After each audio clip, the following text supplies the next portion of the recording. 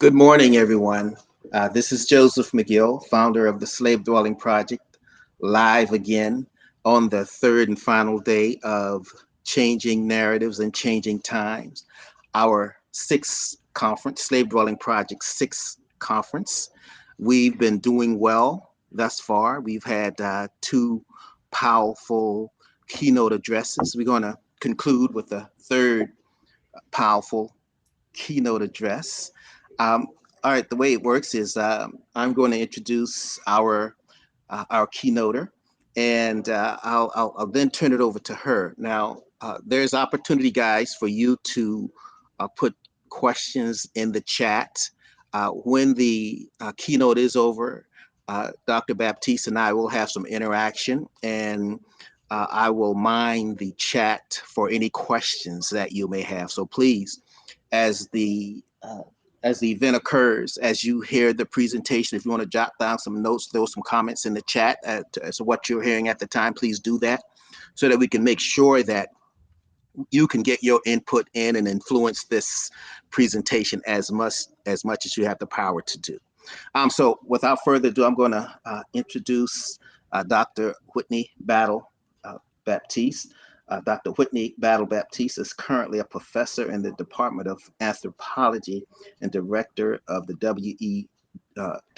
Du Bois Center, both at the University of Massachusetts Amherst.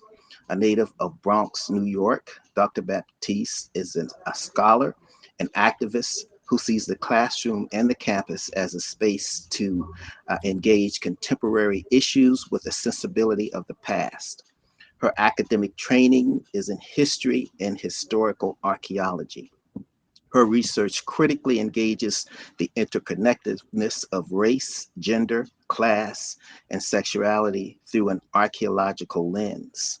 Her research sites include Andrew Jackson's Hermitage Plantation and Abiel Smith School in Beacon Hill in Boston, the W.E.B. Du Bois Homesite, a house of Black Burghardts in Great Barrington, Massachusetts, and a community-based heritage site in Millars Plantation on the Bahamian island of Eleuthera.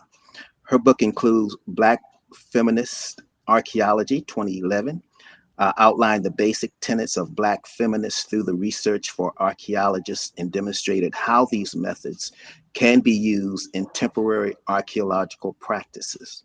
And the W.E.B. Du Bois Data Portraits, Visualizing Black America, 2018, co-edited with Dr. Britt Rusert.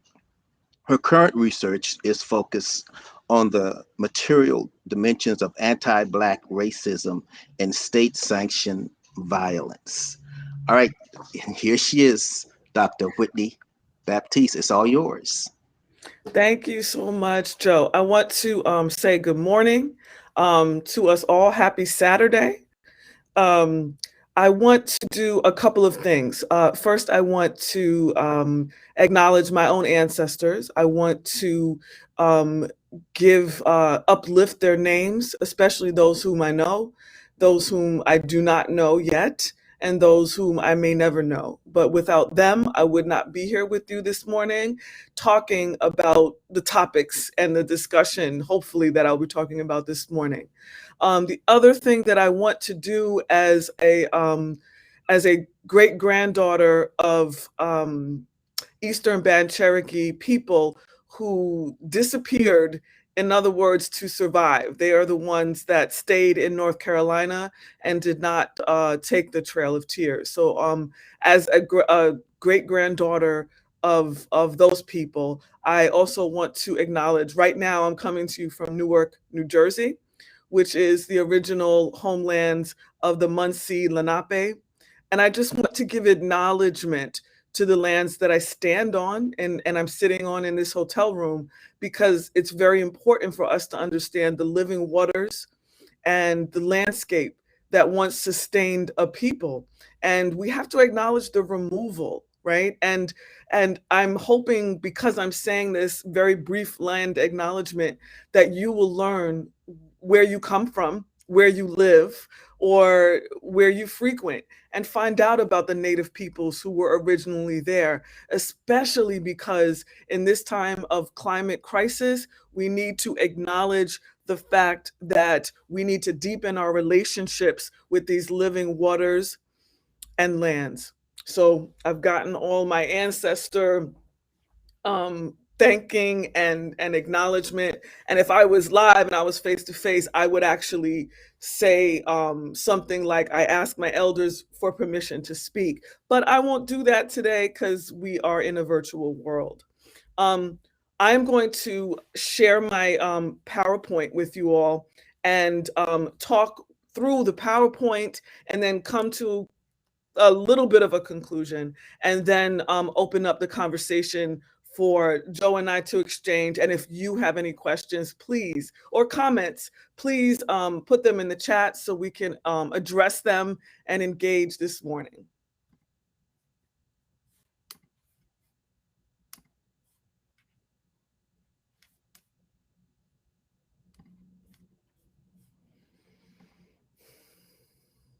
So I want to start off today with this picture of a dwelling, two houses. And I want to start with a quote from Bell Hooks. And in her essay, An Aesthetic of Blackness, Strange and Oppositional, begins the essay with this photograph that I've been for many years now, but I want to share it with you because I hope it will contextualize where I'm coming from in the way I see, especially the built past, but also as an archaeologist, the material past, the tangible things that were left by folks who were held captive in the United States. I quote, "This is the story of a house that has been lived in by many people. Our grandmother, Baba, made this house living space. She was certain that the way we lived was shaped by objects, the way we looked at them, the way they were placed around us. She was certain that we were shaped by space. From her, I learned about aesthetics, the yearning for beauty that she tells me is the predicament of heart that makes our passion real. Her house is a place where I am learning to look at things, where I'm learning how to belong in space, in rooms full of objects, crowded with things. I am learning to recognize myself." End quote. And I'd like to start with that because for me, I study landscapes, and when I first, my first foray into archaeology was actually at Andrew Jackson's plantation, where I had to really think critically about the domestic spaces of captive people. And I'm showing you this slide of where I grew up because I did not grow up with a front yard, a backyard, spaces to think about like that. I also show this because I want to prove that the Bronx has rivers and trees, like I talked about those lands. But I also want to say one of these is a building I grew up in, and I lived on the 16th floor of a 33-story building. I have to say that, as I said, I am a great granddaughter of Eastern Band Cherokee, but I am also the granddaughter of folks who traveled along the Great Migration by way of Washington, D.C. and New York City. And although I grew up in an apartment, there was a landscape all its own that was distinctly the Bronx. But when I spent a great deal of time with my grandparents, who also lived in this, when I was little, who also lived in this place called Co-op City. The thing about that is that even though we were in the Bronx, once I passed the threshold of my grandparents' house, I might as well have been in North Carolina. There were rules, there were things that you did, there were things that you didn't do. I learned what I would say kind of comparatively to what Bell Hooks is talking about, a kind of Southern aesthetic that was a part of my raising. It was a part of what made me understand how to recognize myself as more than just a Black girl from the inner city, but it was the descendant of amazing people. And I believe this is part of the reason why I chose archaeology. I started out as a historian, and history was a way for me to figure out what that past was, right? To understand my ancestors and their contribution to this nation. And what I recognized is that the written record was often written about us, neglecting us, and writing about a perspective through a lens that I might not necessarily agree with or actually find out who I am. And the material dimensions of the past really appeal to me because they, and on the right side, this picture, and I also show this because a lot of times I feel like people, when they hear me talk or they meet me, they don't actually think I've excavated and I've done archaeologists, but I have paid my my dues, and I have a lot of archaeological street credit. And if you look on the right, even though these are teeny little pieces of ceramic, of all kinds of materials, it's how, as an archaeologist, it's the way and the places that one finds these. How do they relate to each other? Of these six is an example of kinds of diet that these all are actually from earlier work I did around Williamsburg, Virginia. And I spent some time. I went to the College of William and Mary, and I worked as an archaeologist at Colonial Williamsburg. And the thing about it is to understand the types of what is the diet, right? Especially if we understand that folks were not necessarily getting rations, or the particular plantation that I looked at, that I was excavating, was actually a kind of an absentee situation. So there were no immediate plantation owner there, but the work that was supposed to be done was done on a regular basis, and they were checked on. However, the kinds of materials that accumulated for these folks were based on what they wanted, what they needed, a reflection of their practices, a reflection of the things that they held valuable. And this has been something, when I first started doing archaeology, I was amazed that a lot of times when I would give tours, people would actually say, oh, and then I'm going to use the word slave because I'm quoting, but I don't actually use the word slave a lot. But they would say, well, I didn't know slaves owned things. And to me, that's part of the power of archaeology, right? The idea of owning, the idea of repurposing, the idea of shifting and changing, or having things in plain sight that plantation owners, overseers are not going to recognize as significant. And for me, that is part of the power of looking at the past, looking at the plantation, looking at this particular period of history through material culture. So for me, I wanted to focus on the family, but the different dimensions of family. And for me, I wanted to see how these domestic spaces, even though they were often shaped by the owner of the plantation, how were they, just like those items were repurposed for the needs of folks who held on to them, how were these landscapes shaped by the people that lived there? And this is actually a slide from some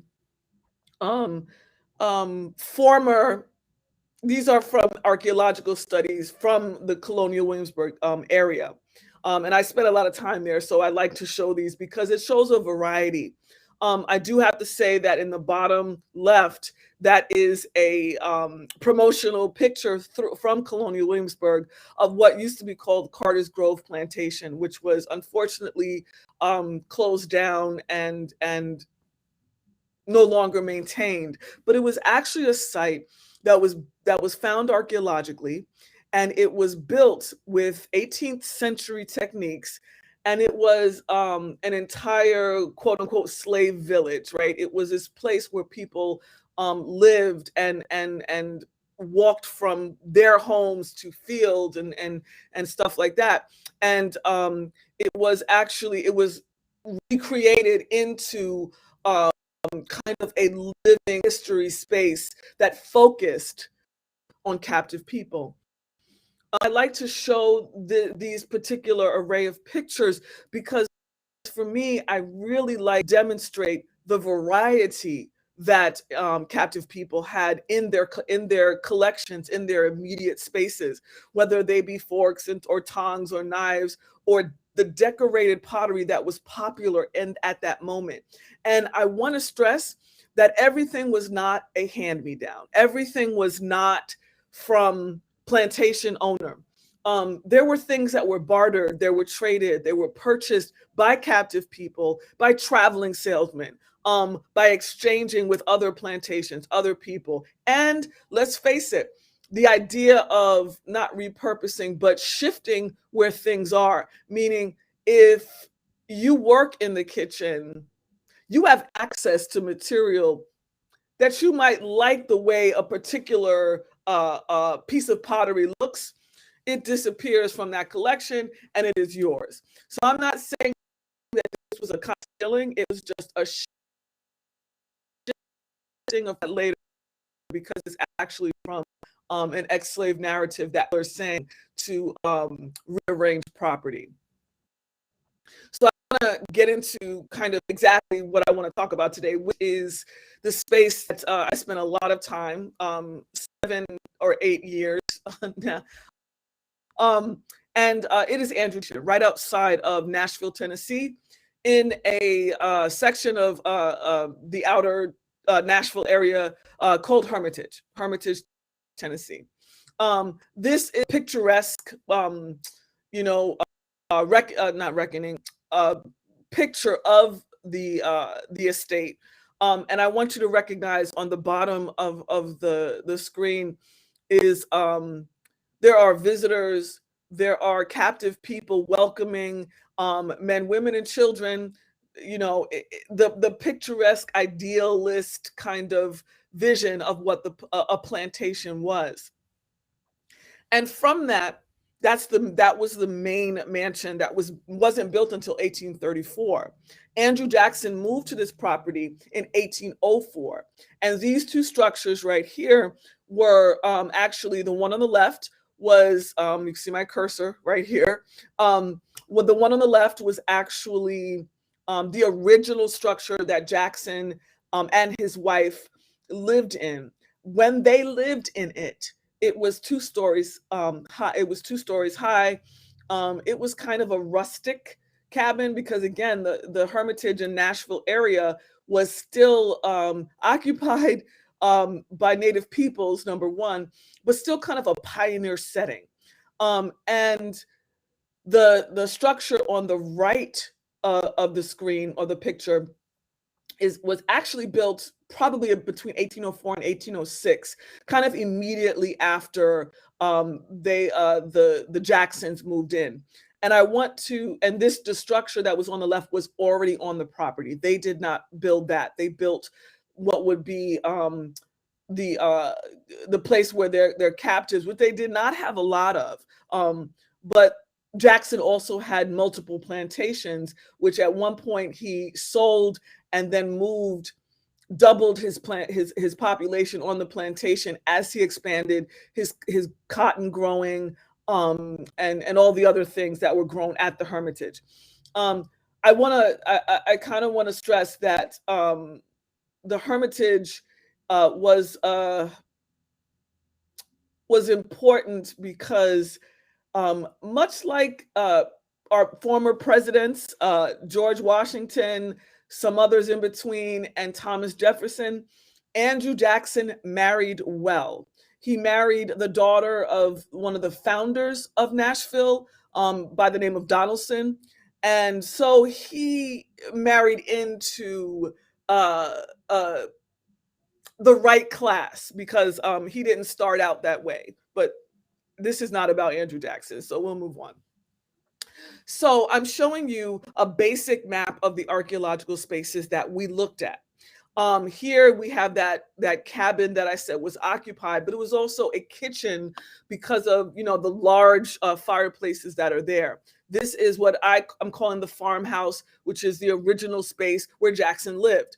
We found traces archaeologically of two more cabins in that particular area, and that particular area is called the First Hermitage because it is where Jackson and his wife Rachel first moved. And I want to emphasize the where these structures are, and then I want you to take notice of feature 820, which is this fire pit, which is the crux of my whole argument. So this is just a shot of us doing archaeology. I want to tell a very brief story here about the fact that when I came to the Hermitage, I wanted to find all of the artifacts that were going to tell me the story, and I wasn't even going to have to work hard. It was just the artifacts were going to speak to me. This did not actually happen. What did happen is, as we excavated in between these two cabins, what we found was absolutely nothing. Absolutely nothing. Why did we find absolutely nothing? It was because the practice of sweeping. So the irony is that archaeology, one would think, is about material, is about objects, is about how the objects tell a story. But guess what else tells a story? The absence of artifacts. And in this case, to do was to really think critically about the act of what that does, and how that kind of culturally is passed down. Who does it? Why is it done? How is it done, etc. So for me, it was actually the absence of artifacts that spoke to the ways in which the captive folks at the Hermitage plantation shaped their own landscape. Now imagine this. Sweeping is actually an act of sweeping out bad, sweeping out negative thoughts, sweeping out spirits. I know personally, and everyone doesn't do this, but I know that I strongly encourage everyone that comes into my house to remove their shoes, not just because of the dirt that they bring in, but also because of that energy, because of the things that you track in physically and otherwise. Put your shoes at the door, come in, our floors are clean, relax. So this kind of idea was something that I didn't have to have a front yard to understand. I grew up and that's what we did.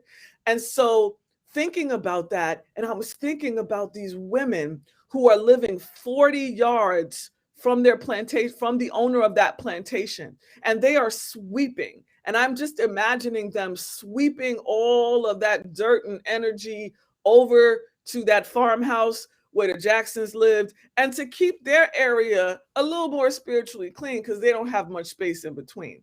Now, again, in 1834, when the Jacksons move into the formal mansion, that whole area becomes that slave village, right? So it shifts, it has a different purpose. And I do want to show these because I want to talk about really briefly, and I know I'm running out of time, but I'm excited and I have so much to share with you. But what you see here is a variety of beads, buttons, and mouth harps that were found in the area that I talked about in this fire pit area. Now, we also found a domino piece, we found fish hooks, we found the weights that are put in for fishing nets. All I could go gun flints. We found a variety of things, and what that does is it tells me the ways in which folks are shaping that landscape. But remember, that space, I hope I'm not making anyone dizzy. This fire pit is blocked. The mansion is down here. This fire pit is blocked by the south cabin. Now, what I want to say is very real, because I am in the mindset of a colleague of mine, Christina Sharp, who writes about the fact that those of us who study slavery and matters of that history are studying a past that is not past, and that's extremely important because I'm the mother of two sons, and I know that I have had to have the talk, right? The talk about safety, the talk about what is your juxtaposition, how do you interact with police officers, authority figures, other, etc. Now, the reason why I'm emphasizing this is because this space was also the space where elders gathered, men and women gathered, children gathered. And this is a space where children, because children have to learn how to navigate the social system in which they are born. So no one is born understanding how to be a captive. You have to help that. Where are the spaces in which you can talk freely? Where are the spaces in which you can get your children to understand so that their lives are not as harsh as perhaps yours was? And so I emphasize that because that area that I call feature 820, that was the fire pit. We call it a fire pit, and this is probably my last story for today.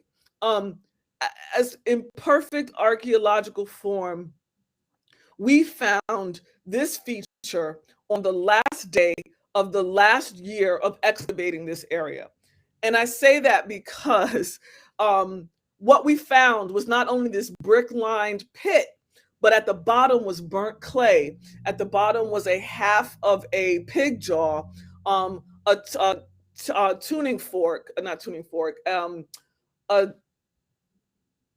it's escaping me. It's okay, but a utensil to cook with.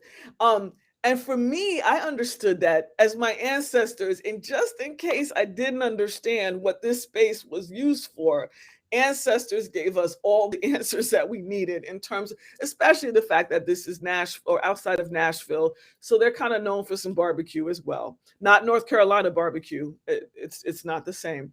But what it was an indication of just, and the fact that we found all that variety of artifacts around this space. This space to me was the center of that area. It wasn't just each house individually, it actually was the center of that space. And I want to end with this slide for a few reasons.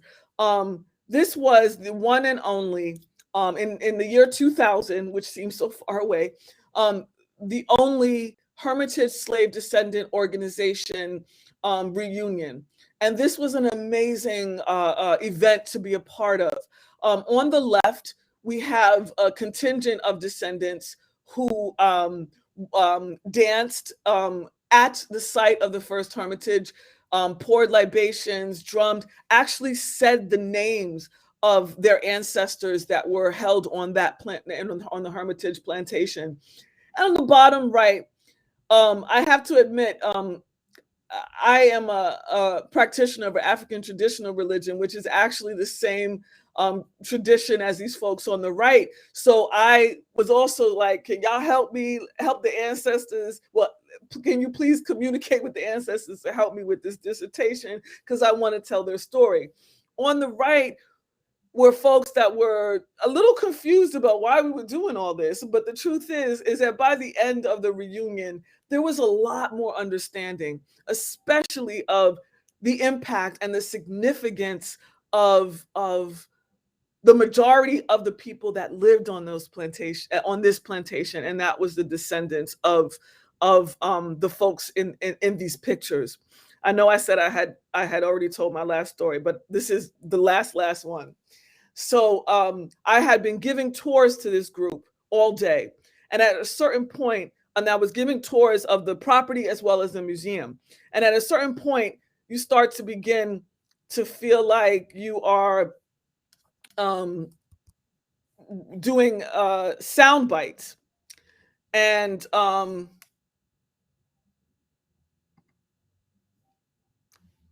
back. Um, and at this point, I felt like I was saying things over and over again.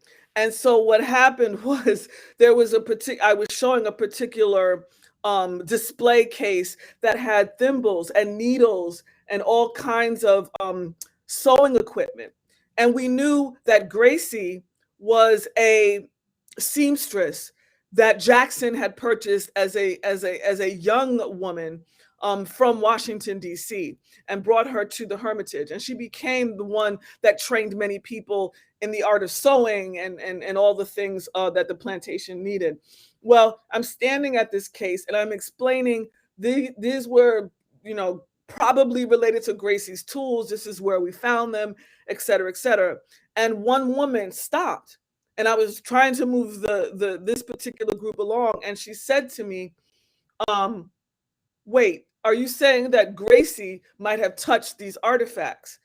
And I stopped and I said, yes, I can't say definitively, but yes, I believe that Gracie would have touched these items. And so she stopped and she looked in, and then three more people came and stared and said, that is our ancestor. These things were touched by her. We never knew her. We don't know anything about it. And even telling this story, I'm getting chills, because it was at that moment that I realized that this wasn't a thing that I'm doing with sound bites. It's not something that I'm doing for my own personal gain, but it is connecting people to a past that is not past, a past that is unknown, a past that is not understood. And I say that because as an archaeologist of African and indigenous descent, I believe that these artifacts will help to complete the circle. I believe that these spaces, if we are learning more about these spaces, we need to understand that that captive people shaped who they were, what defined who they are. And I'm hoping that I've opened your eyes up a little bit to the power of archaeology, to the impact that the built landscape and the landscape that we've lost that is underground will add to the stories that we tell our children, and not just our children of African descent, all of our children, because it is the story of the United States. It is all of our stories, and the more we know about it, the better we can move forward in the future and be a connected people. So I want to thank you, and I just wanted to conclude there and ask Joe to come back. Yes, I'm back. Can you hear me? Yes, I can. Dr. Baptiste, thank you. Thank you. Thank you for that. We've got some folks, a lot of folks saying hello, and we got a lot of folks from a lot of places. So I'll be flashing a few on the screen there to let you see that we've got quite a robust audience. So I wanna touch on the fact that the way you opened up your presentation, you gave recognition uh, to the indigenous people, Native Americans, and I think that's appropriate, and that's quite a great way to open up the presentation, because as I was introduced to you, well, as we were introduced to each other, and as I read, all of your credentials, what stood out to me was the fact that you had that experience at the Hermitage. The Hermitage was my very first presidential site that I spent the night. I found that quite interesting that you would open it up in that manner, because what I'm finding out is that a lot of places that I go with the slave dwelling project, these places that I sleep, Hmm. it almost always, before the place was colonized, there was a Native American presence, because they had already established that this is the high ground. This is the place we're going to make our lives complete. And they continued to do that before colonization came about. So I certainly respect you in opening up the the presentation in that manner. Another thing that I'm finding out along the way as I continue with the slave dwelling project is that I love archaeologists, because see, you guys, you fill in the blanks, if you will. There are a lot of those. We can speculate as we have to sometimes, especially with our history, because of the way that we were written out deliberately, written out of the narrative. But it is certainly um, the archaeologists, the genealogists, the historians that that makes it real and help us fill in those blanks. So how fulfilling has it been to you to help correct the narrative, or put us in places where we should have been all along? How? Yeah, for me, I don't want to, actually, I have to emphasize, Joe, I do not want to correct it. I want to offer alternatives, because open up the ability to ask different questions, because some of this stuff is when we read about the past, right, we some of us still expect that to be truth, right? However, it is for me, it is the questions, and I have seen on the chat, one of the interns from the Hermitage, Catherine, thank you for checking in, because I am hoping, right, that and thank you, Martha, for I'm a personal heroine of hers. Thank you. The idea that the training, like how we train archaeologists and historians for the future, right, means that they too ask different questions, which means our understanding shifts over time. So we learn more, we understand a little bit more. So I corrected, but also want to give voice to those who tried in the past. Like, I don't want to completely dismiss it. So I'm not, I just want, I don't know, this sounds selfish, this part, but I also want, my own efforts, right, to be reflected, because for so long, even in archaeology, African Americans were not in it. We were not participating in. Now we have indigenous people who are doing indigenous archaeology. We have African American, African Caribbean, African folks that are doing African diaspora work on this on the African continent, the Americas as well. And I think that opening up the possibility that we can be archaeologists, or we can be historians that look more critically at the past, also gives, it doesn't correct, it just changes the information that is available to us for us to understand a different way to see it. Maybe that's a better way to say it. All right, beautiful. So can you tell us a little more about your experience at Millars? Did I pronounce it right? Yes. All right. So Millars Plantation is a unique situation. It is in the Bahamas, on the island of Eleuthera, which is like my second or third home, and it's a nice, beautiful place. But so it's a very skinny island. It is very close to Cuba. It is not that far from Miami. It or the southern coast of Florida. The particular plantation that I went to work with the descendant community. The descendant community was the actual, they were owners of the property. And the Bahamas was a very different situation.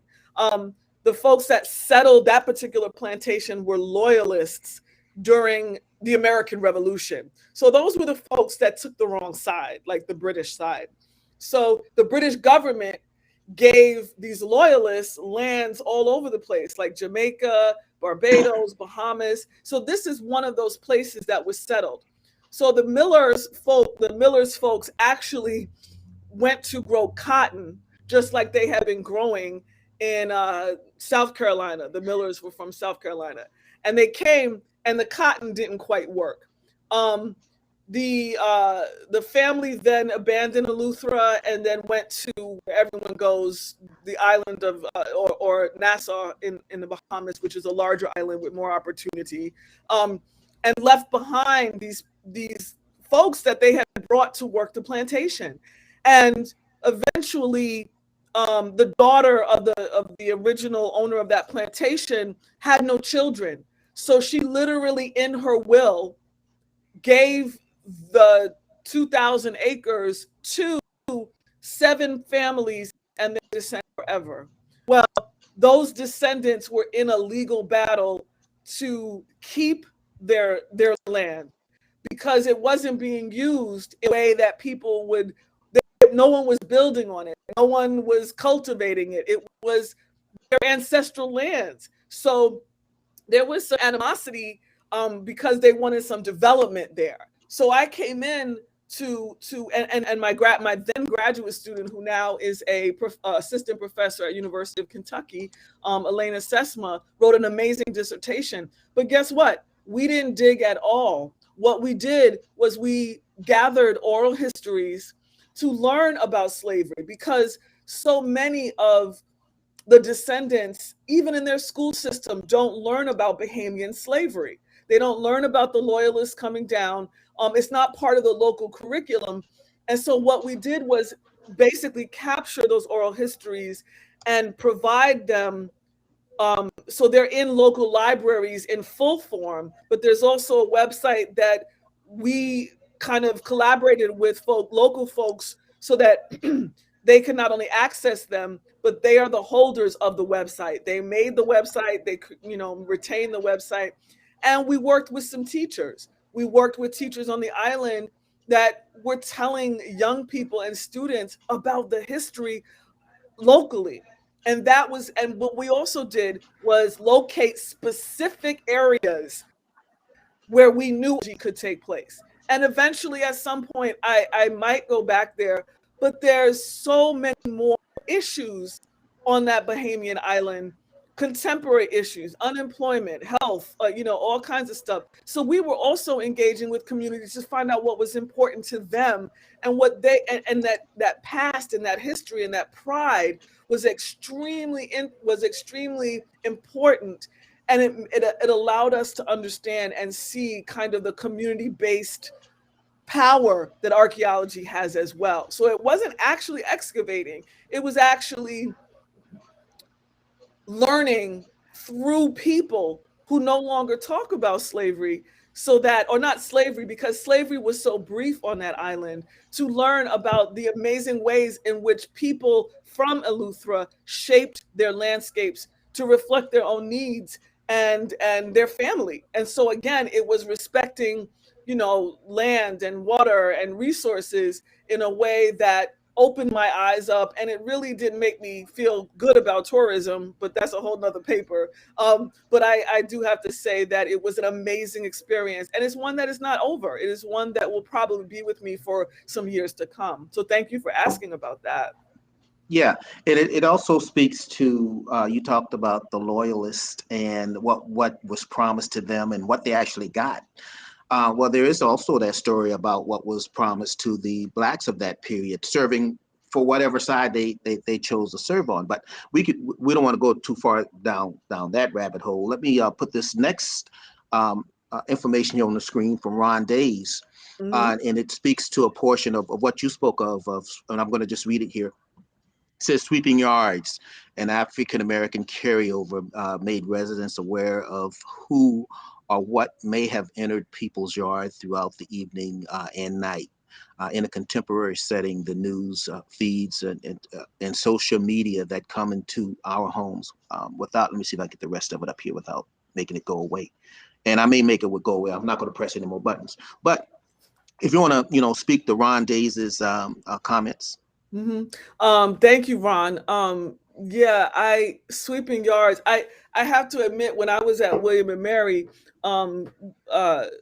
working on the beginning of working on some of this, the early days of me going to the Hermitage, I worked with Gray Gundaker, who was a student of Robert Ferris Thompson, and David Brown is a good friend of mine. So that I worked with folks who were art historians, but also taught me the intricacies of yard decoration, which was I was obsessed with for a while, but just the ways in which people shape their yards, but also the idea that in some ways sweeping the yard was not just to get rid of bad spirits, but also to really make sure that you knew if somebody walked up to your house without you being there. So if you create patterns in the ground, in the soil, we're not talking about lawns with grass in front of your house. We're talking about dirt. And so you would, and this happens all over the Caribbean, on the continent of Africa, and I would argue in places of in Southern Europe as well. So you're making patterns in the ground, and it changes every day. So if you walk up to your house and you see there's some footprints, somebody might not even think that they've left a trace behind, but they have. And so you always know what's going on outside of your house when you're not there, or you can be careful about that. But also the idea of all of the stuff, and it includes that 24-hour news cycle, right, with CNN and MSNBC and all that. You're turning that on, you're letting all of that energy into your house, into your life. And first of all, it's about shutting off, but this idea that we have to now shift and change. I feel like, Ron, we don't literally sweeping the yard or even mowing the lawn and sweeping the steps in front of our house is no longer enough, right? We have to figure out ways to kind of or shift the way our ancestors kept the outside out. And I think that that's part of the challenge. I mean, I'm still trying to, figure that out with two teenagers and social media. You have to be very careful, because if I'm not sharing in it, then I don't know what they're looking at, what they're hearing. And I don't think of it as being as innocent as social media would like believe. It is something that I would love to sweep, but I can't quite sweep social media. So Ron, I hear you, because that is such a poignant part of the things we let into our house and the things we let into our spaces, that also it also shapes how we see ourselves in the world and how we see the world. So that's actually, again, the past that is not past. That is a contemporary issue that like I said, I'm still trying to figure out how to sweep that social media out of my house, because I have not figured it out yet. Yeah, well, social media, it's good and bad. I Yes. do know that social media has helped the slave dwelling project attain all that it has its benefits. Mm-hmm. Archaeology, my friend wrote here, archaeology provides a tangible, real connection to the past. My friend Stephanie Sperling, I don't know if the two of you know each other. If you don't, you should. And I could make that connection between the two of you after all this. But I want to put this comment here. Catherine Haskell, Mm-hmm. board member of the Slave Dwelling Project. She says she is so thankful of your mentorship when I was an intern at the Hermitage. So that's the person that we pivot on, Catherine. So I want to thank her for introducing the two of us. So one thing I noticed that you did in your presentation, you talked about archaeology and the conversation that you had to have with your sons, being African American males. How can you talk about that a little more? About in terms of the past or Yeah, contemporary? I did hear you, and I may have missed something. I had to step Okay. away. I heard you talking about a conversation that you have to have with your sons, and it may have nothing to do with archaeologists, but I do It, want to know about that conversation. yes, no, it does. It does. Because what I was saying was sometimes it I have noticed it helps audiences, contemporary audiences, to think about how you are not born to understand how to be a captive person. You have to learn how to navigate that social system. You have to learn how to survive it. And so, this is the space where elders who are not valued to a plantation owner, because for many plantation owners, the work that that elder provides for the plantation has greatly diminished. Yet that elder is going to be able to tell not just the middle-aged person, but also the children how they made it through, how we got through, how what are the tools that you need to navigate slavery. And when I use the idea of the talk, I'm talking about the talk that must have taken place during the period of slavery, because you have to teach children how to navigate that safely. And I emphasize that when I bring up my own children, because I'm saying that it is something that has not it has shifted, but it is still there. And so we need to be aware, and it allows a lot of people who have never thought about it like that, that again, like I say, everything is not a hand me down, although it was these structures were often built for captive people. They were not shaped by the plantation owner. They were shaped by the people who lived in them, around them, under them, on top of it. It doesn't matter. It was the people who lived there every day. And so that everyday experience speaks volumes to thinking. And it also helps me to remind people of the humanity of those African folk who were under captivity, to remind people that everything is not a given, and you are really not born to be a slave. You were born a human being, which slavery was imposed on you. So you have to learn that system. And that is my emphasis about that space where we find all those different kinds of artifacts. No, it's not a space that women did this or men prepared, made bullets or prepared fish hooks. We find like the domino piece we found provides the space that, oh wow, they were playing games, they were socializing, they were, as bell hooks said, they were learning to recognize themselves through that space. And that's what that emphasis is for me, that navigating slavery. All right. Well, here's one. It says, could you speak a bit about the tradition of leaving objects of value on graves as an African tradition? Sure. There's there's a lot of different beliefs. Um, Especially I'm thinking in the Americas, how you have to adapt, right, to the environment you're in. I have to be honest, and I think this is something that I'm going to try to pursue in the next couple of years, is to reclaim my family's graveyard, because we no longer on land, but we supposedly still have access to my ancestors' graves, which I have yet to get to, because last time we went, we couldn't literally, it was so overgrown, we couldn't get to it.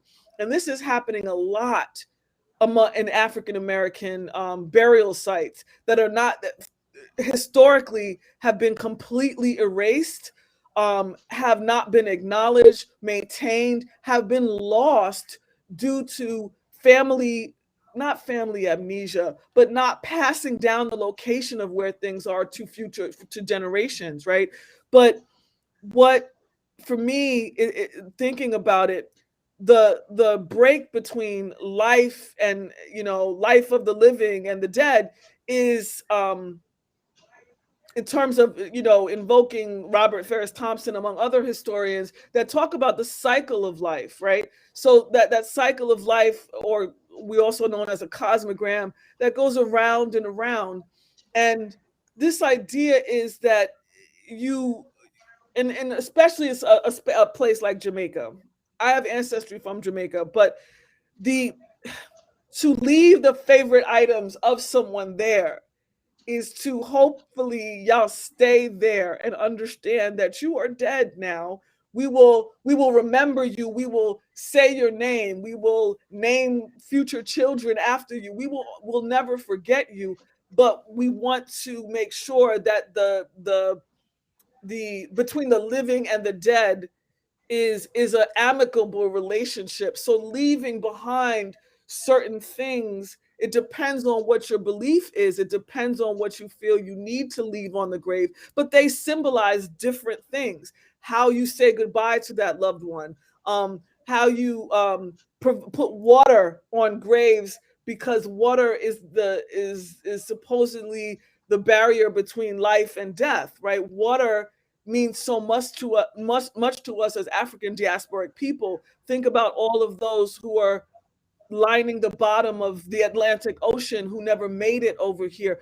Water is essential to our understanding of our past as African people. And so those kinds of rituals or practices are an extension of keeping that relationship between the living and the dead amicable. But also we have forgotten this idea of calling our ancestors names, of acknowledging their names. My children on New Year's, which is also Haitian Independence Day, but on New Year's, we say the list of our ancestors so my children know their grandparents, great grandparents, great great grandparents. This is something that when you keep the dead alive in your heart, they are still your relations, but it is the idea that it is a separation, and we have to remember you and not have you like come visit us at night. So that's kind of what I was trying to skirt around the issue of, you just don't want spirits hanging out, doing things that could scare you and stuff like that. And I'm not talking about ghosts, I'm talking about spirits and energy. Yeah, well, I'm glad you clarified that because it is October. Yes. And yes. So appreciate that. Hey, so we've got some more comments here, but it says like 9:56. I want to give you an opportunity to have a closing statement. And after your closing statement, I'll wrap it up. Okay, I just want to thank you, Joe, for inviting me. To the comments have been amazing. I am very grateful for being introduced to the Slave Dwelling Project, and I hope that this is not the last time we interact, and I can become a bigger part and more about the work that you all are doing. And I thank you, a million thank yous for inviting me. And it was hard to get up this morning because I had a late night, but I'm so glad the energy of the comments and the energy of this project and the energy of this conference. And I'm honored to be the closing keynote today. And I hope you all have enjoyed the days that you have learned about and shared together. And I hope you all move forward and remember the past is not yet past, and learn as much as you can about the spaces that you are right now. And so I just want to thank you. Well, I want to thank you. I want to thank Catherine, board member Thank Catherine, you, again for, Catherine. Thank you. yes, for introducing to the two of us. This is great. I hope that you can catch some of the remainder of what's going on. It's recorded, and this message is for everyone who's listening to this. This is recorded. It is now available. We can listen to it beyond this, because I know you guys want to rewind this thing and pick up this great tidbit that Dr. Baptiste just heaved upon you, all this knowledge. And there's going to be this opportunity where a lot of this can be put to use. Hey guys, if they allow you, if you see an archaeologist and if it's okay, warn them first. Let them know you want to hug them before what they do, because what they do is great. They help us fill in the blanks of our enslaved ancestors. They help us put them in those places that we know that they were all along. They also help us push back against this attempt to not tell this element of history, but with these primary sources, with this evidence that's always there, our archaeologists, they find it, they bring it to the surface, and it's up to us guys. We got to stay there to make sure that it's interpreted right. Make sure that they don't try to bury it again once we bring it to the surface. And that's what we're dealing with right now, guys. I want you to enjoy the rest of the day. With the conference wrapping up, we will have a session from 11:15 to noon. You'll get an opportunity to interact with some of the board members of the Slave Dwelling Project. You may have already gotten an invitation also, guys, for a Zoom session that we're going to start here at 1. That will give you an opportunity to interact more. I know we're kind of limited in this chat category here, or in this chat mode, where you're limited in how you can interact. But I want to thank everybody, and thank you again, Dr. Baptiste. Thank you, everyone. Have a good day and stay safe.